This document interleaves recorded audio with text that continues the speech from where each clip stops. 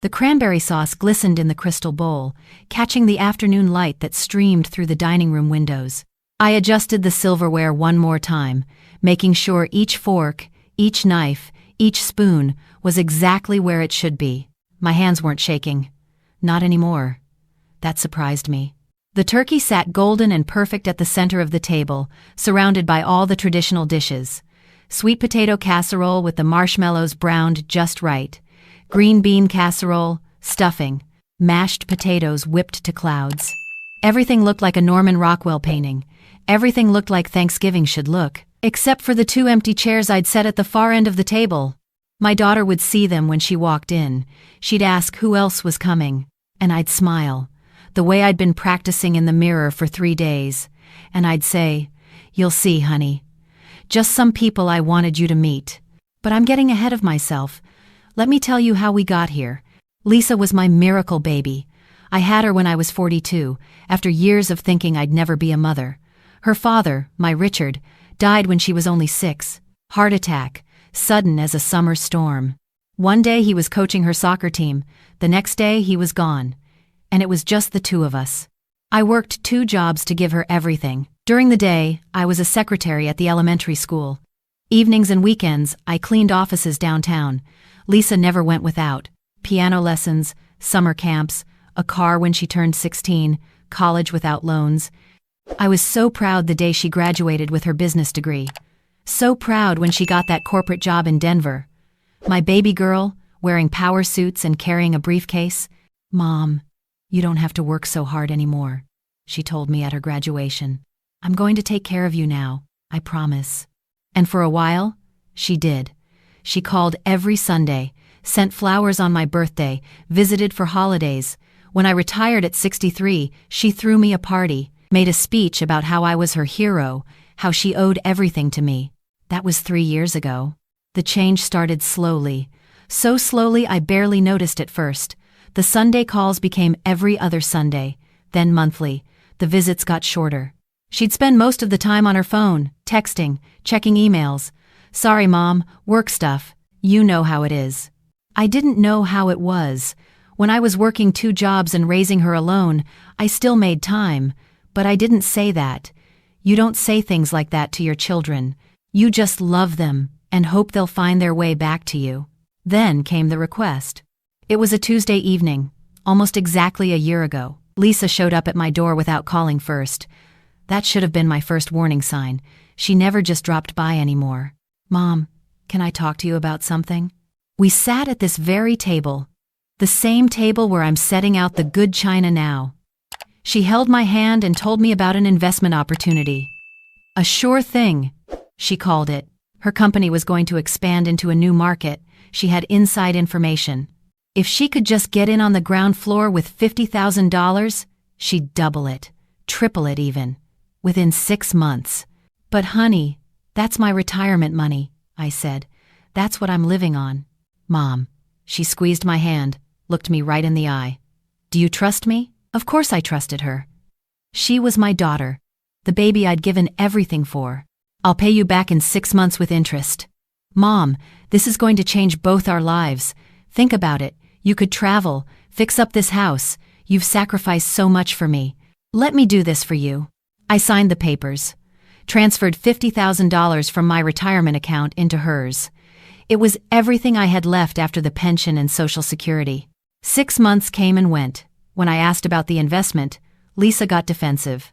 "These things take time, Mom. God, you're so impatient. Don't you trust me?" 8 months. 10 months. A year. Every time I brought it up, she had an excuse. The market was volatile.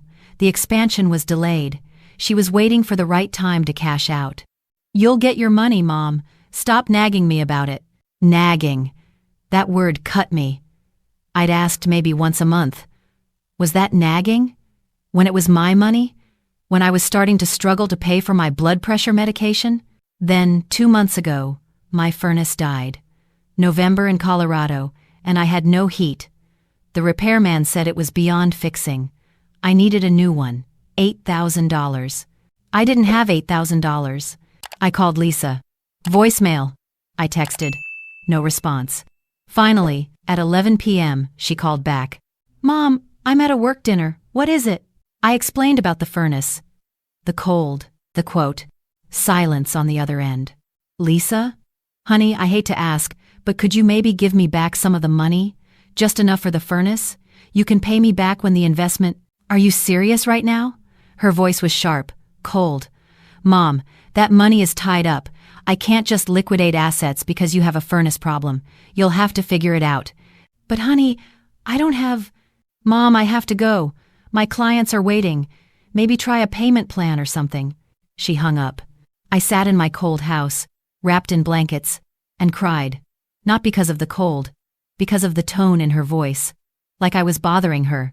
Like I was some burden she had to manage. My neighbor, Dorothy, came by the next morning, found me still in my blankets, shivering. She was horrified, made me come stay at her house. Her husband, Bill, a retired HVAC technician, called in some favors and got me a used furnace installed for $3,000. They loaned me the money. You can pay us back whenever, Dorothy said, wrapping me in her coat. Family helps family, but she wasn't my family, not by blood. And my actual family, my daughter, the one I'd sacrificed everything for, couldn't be bothered. I tried to explain it away. She was busy, stressed, corporate jobs were demanding. She'd make it up to me. Then came October. Lisa showed up again. No warning. Let herself in with the key I'd given her years ago. I was in the kitchen, counting out pills, trying to figure out if I could stretch my prescriptions by taking them every other day instead of daily. Mom, we need to talk. She sat me down, and she told me she needed more money. What? I couldn't believe what I was hearing. The investment hasn't paid out yet, but there's another opportunity. If I can get another $20,000, I can leverage my position and— Lisa, I don't have another $20,000. I don't have $2,000. I had to borrow money from the neighbors for the furnace. The furnace? She waved her hand dismissively. Mom, you can't let small stuff like that distract you from the big picture. This is about our future. There is no our future if I can't afford to eat, Lisa. Her face changed then. Hardened. You know what, Mom? I have tried to help you. I've tried to give you opportunities to grow your money, to have a better life, but you're so negative, so stuck in your poverty mindset. Dad would be so disappointed. She brought up her father, my Richard, the man who would have given his last dollar to help someone in need. Don't you dare, I whispered. He believed in taking risks, in investing in the future. But you? You just want to sit here and count your pennies and complain. Get out. What? Get out of my house, Lisa. She stood up, grabbed her purse. At the door, she turned back. Fine, but don't call me when you need help. I'm done trying to help someone who won't help themselves. The door slammed.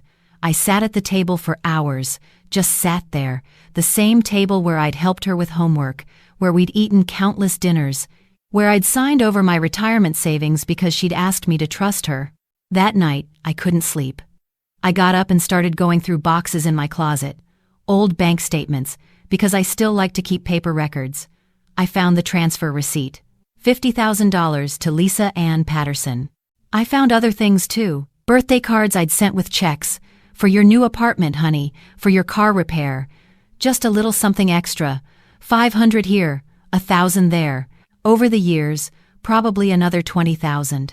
And I just asked for $8,000 back, for heat, and she'd made me feel like a burden. The next morning, I did something I'd been afraid to do. I looked Lisa up online. Really looked. Not just her Facebook page with the carefully curated photos, but deeper. I found her Instagram, photos of exotic vacations. Bali was amazing. 5-star restaurants, best sushi in Denver, a new car, treating myself to this Mercedes. My $50,000. That's where it went. Not into any investment. Into her lifestyle. I felt something inside me crack. Not break. Crack. Like ice on a pond when the temperature drops. You can still see through it. You can still see what's underneath. But you know it'll never be solid again. I called Dorothy. Can you recommend a lawyer? I asked. Honey, what's going on? I told her everything. The money, Lisa's refusal to help with the furnace, the lies about the investment. Dorothy was quiet for a long moment. Then, I'll call my nephew. He's an attorney, specializes in elder financial abuse. It's not abuse. I said quickly. She's my daughter. She just...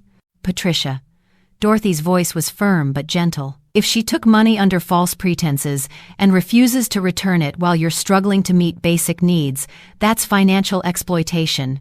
At minimum, it's breach of contract. At worst, it's elder abuse. Elder abuse. The words made me feel old, used, stupid, but they also made me feel something else.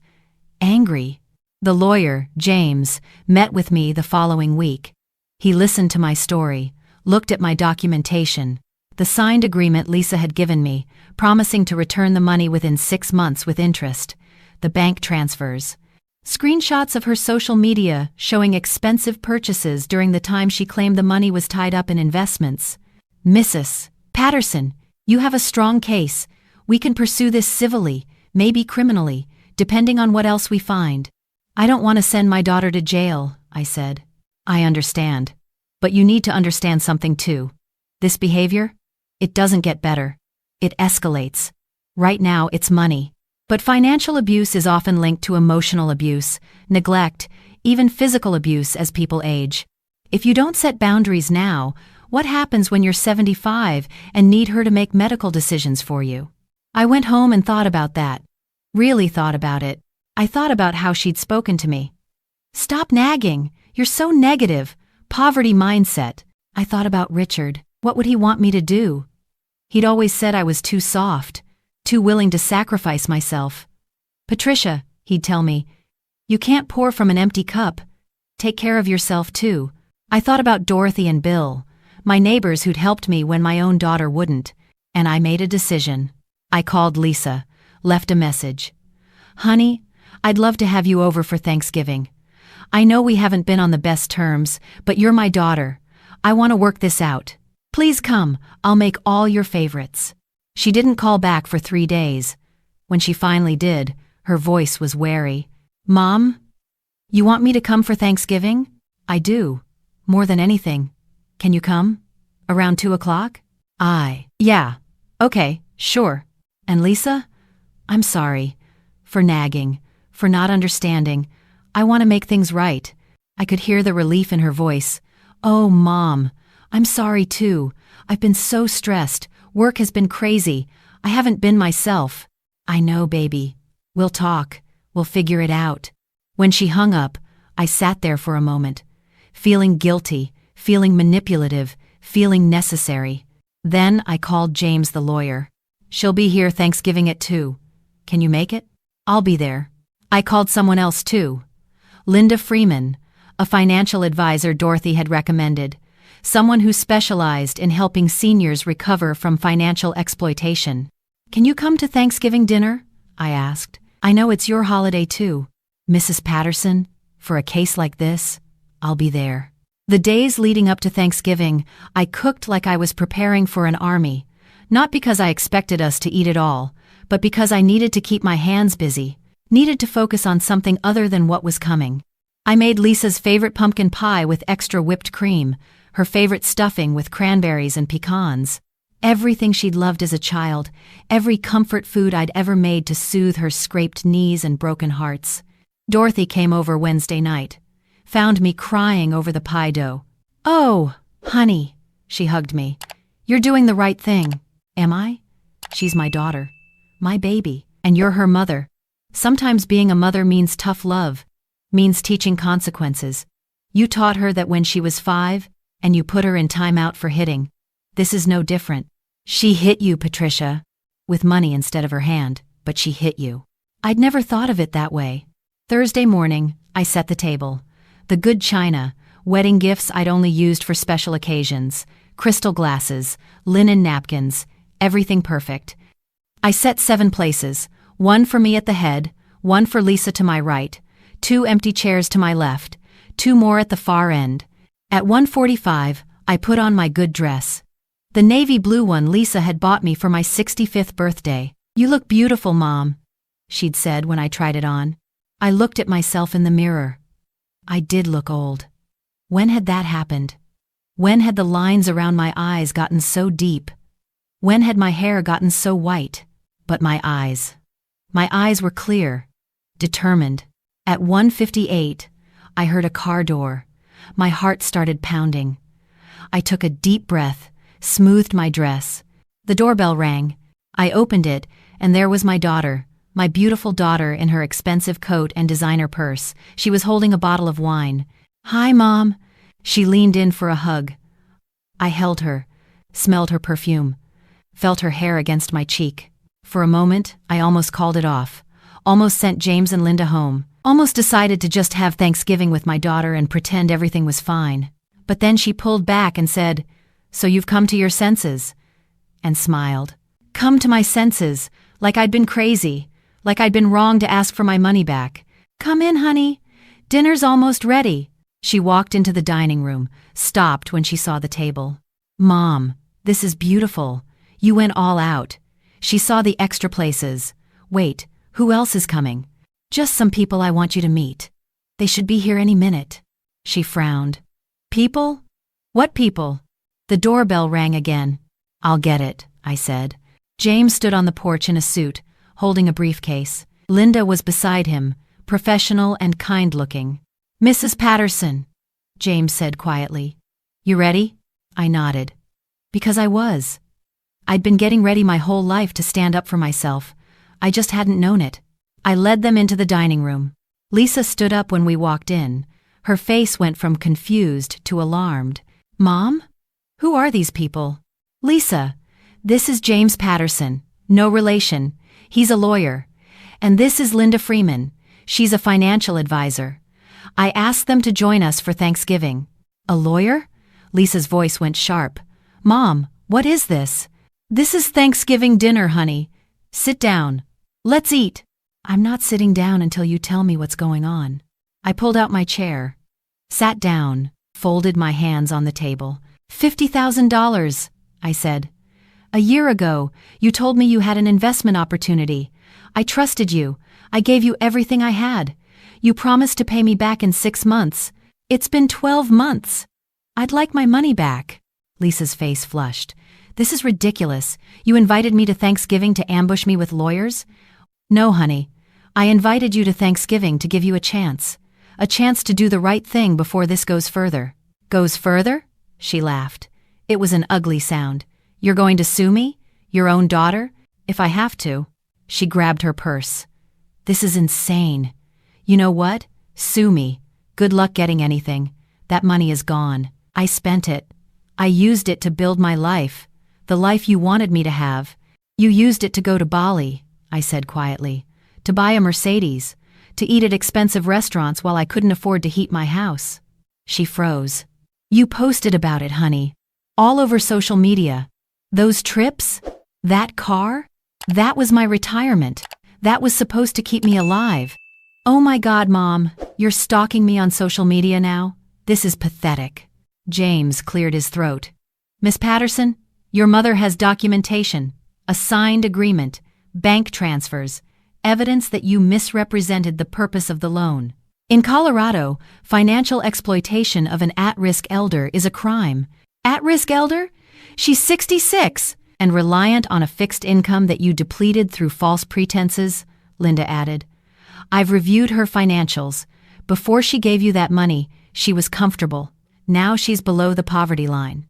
She's making choices between medication and food." Lisa stared at them, then at me. "You gave them my information? You let strangers look at our family business?" "It stopped being family business when you refused to help me with the furnace, Lisa." She flinched. "Good, she should flinch. I thought." She started, then stopped. "You said you forgave me. You said you wanted to make things right. I do want to make things right. But making things right means you returning what you took. It means you acknowledging what you did." "I didn't take anything. You gave it to me." "Under false pretenses," James said. "That's fraud, Miss Patterson." Lisa's face crumpled. For a moment, she looked like the little girl who used to climb into my lap when she had nightmares. "Mom, please, don't do this. I'm your daughter." "I know, baby. That's the only reason we're having this conversation instead of you hearing from my lawyer directly. I'm giving you one chance. Pay back the $50,000. We'll work out a payment plan if you need to. Or this goes to court." "I don't have $50,000. "Then sell the Mercedes," I said. cancel your vacations, move to a cheaper apartment. Do what I did when you were growing up and I couldn't afford things. You sacrifice. Tears were streaming down her face now. I can't believe you're doing this to me, after everything I've been through. Everything you've been through? I felt my voice rise, felt 50 years of biting my tongue start to crack through. Lisa, I worked 2 jobs so you could take piano lessons. I cleaned toilets so you could go to college. I gave you every last thing I had. And when I needed $8,000 to keep from freezing, you called me a nag. I didn't mean... You did mean it. You meant every word. And you know what hurts the most? Not the money. The money I could forgive, but the way you spoke to me, the way you made me feel small and stupid for asking for help, for asking for my own money back. The room was silent except for Lisa's crying. James slid a document across the table. This is a payment agreement. $50,000 to be repaid over 3 years. That's about $1,400 a month. Given your income level, based on what we found, that's manageable. Sign this, honor the payments, and we don't pursue criminal charges. Lisa stared at the paper like it was a snake. And if I don't sign? Then I file a civil suit Monday morning, James said, and I notify the district attorney's office about potential criminal charges. Financial exploitation of an at-risk adult is a Class 2 misdemeanor in Colorado. That's up to a year in jail and a $5,000 fine. Plus you'd have a criminal record. Lisa looked at me. Mom, please, don't make me sign this. We're family. That's exactly why I'm making you sign it. Because we're family. And family doesn't take advantage. Family doesn't abandon. Family doesn't let you freeze in winter. She picked up the pen with shaking hands, stared at the document. If I sign this, will you forgive me? The question hung in the air. I looked at my daughter, really looked at her. She was 35 years old, but in that moment, she looked like a child who'd made a terrible mistake and wanted her mommy to make it better. But I wasn't going to make it better. Not this time. I don't know, I said honestly. I don't know if I can forgive you. I know I love you. I'll always love you. You're my daughter. But trust? Respect? That takes time to rebuild. You broke something, Lisa. Sign the paper or don't. But either way, things are different now. She signed. Her signature was shaky, almost illegible. When she was done, she pushed the paper back across the table and stood up. I hope you're happy, she said bitterly. I'm not, I replied. I'm heartbroken, but I'm also not going to be a doormat, not even for you. She grabbed her coat. At the door, she turned back. You know what? You're right. Dad would be disappointed. But not in me. In you. For turning on your own daughter. For choosing money over family. And she left. The door closed. I sat there, staring at the perfectly set table, the turkey getting cold, the cranberry sauce still gleaming in its crystal bowl. Linda reached over and squeezed my hand. You did the right thing. Then why does it feel so awful? Because love and boundaries don't cancel each other out, she said. You can love someone and still protect yourself from them. That's not cruelty. That's survival. James packed up his briefcase. I'll file this with the court. If she makes the payments as agreed, we're done. If she misses payments, we have options. After they left, Dorothy came over. She didn't knock, just let herself in, found me sitting at the table, looking at all that food. Oh, honey. She sat down next to me. Tell me. I told her everything. Every word. Every look on Lisa's face, the way she'd accused me of choosing money over family. You know that's not true, right? Dorothy said. You chose yourself, maybe for the first time in your life. Is that selfish? No. It's necessary. You can't keep pouring from an empty cup, Patricia. You were empty. She drained you. And when you asked her to stop, she got angry. That's not love. That's control. We sat there for a while. Then Dorothy started packing up the food into containers. You're going to have leftovers for a week, she said, and Bill and I will take some home too. No use wasting it. Later that night, alone in my house, I stood at the window and looked out at the street, at Dorothy and Bill's house with its warm lights, at Mrs. Chen's house next door, where I could see her family gathered around their table through the window. I thought about Lisa, where she was, if she was angry, if she was crying, if she was already planning how to fight the agreement. I thought about Richard, What he'd say if he were here. I think he'd be proud. I think he'd tell me I did the right thing, but I'll never know for sure. I thought about the future. The payments Lisa would have to make, whether she'd actually make them, or if I'd end up in court, after all. Whether our relationship could ever be repaired, or if today had broken something permanently. And I thought about myself. About the fact that I'd stood up. I'd set a boundary. I'd said, no. For the first time in 66 years, I'd chosen myself. The house was warm. The furnace hummed quietly in the basement, working perfectly. I had food in the fridge, medication in the cabinet, a roof over my head, and I had my dignity. Maybe that was worth more than a perfect Thanksgiving. Maybe that was worth more than a daughter who couldn't see what she'd done wrong. Maybe that was worth everything. I went to bed that night and, surprisingly, I slept. No tossing and turning, no nightmares, just sleep. In the morning, I'd start paying back Dorothy and Bill for the furnace. I'd start rebuilding my savings, $1,400 at a time. I'd start figuring out who I was when I wasn't being someone's mother, someone's provider, someone's mark. But that night, I just slept. Deep and dreamless. The sleep of someone who'd finally put down a burden they'd been carrying too long. The empty chairs at the table could wait.